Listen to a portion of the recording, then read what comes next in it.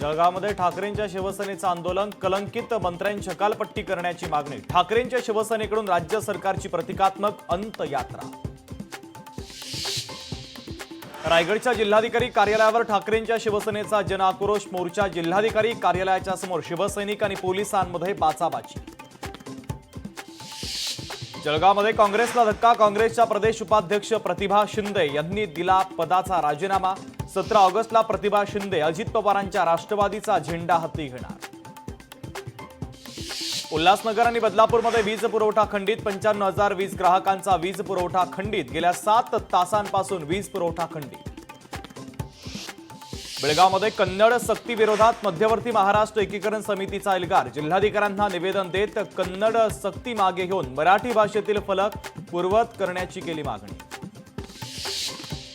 Comedian Kapil शर्माची सुरक्षा वाढवली, मुंबई पोलिसांकडून कपिल शर्माच्या सुरक्षेमध्ये वाढ। बिश्नोई गँगच्या धमकीनंतर खबरदारी म्हणून सुरक्षा वाढवली। मुंबई पोलिसांची बांगलादेशी नागरिकांच्या विरोधात धडक मोहीम, जवळपास 1000 बांगलादेशींना पुन्हा त्यांच्या देशात पाठवलं। बेकायदेशीर वास्तव्य करणाऱ्या बांगलादेशींवर मुंबई पोलिसांची कारवाई।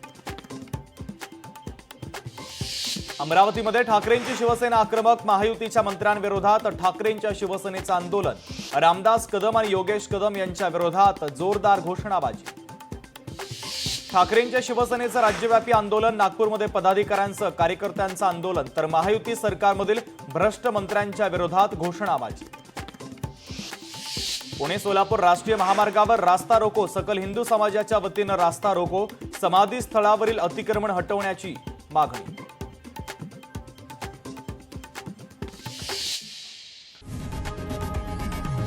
लोकशाही मराठी ऐका, पहा, जागरूक रहा।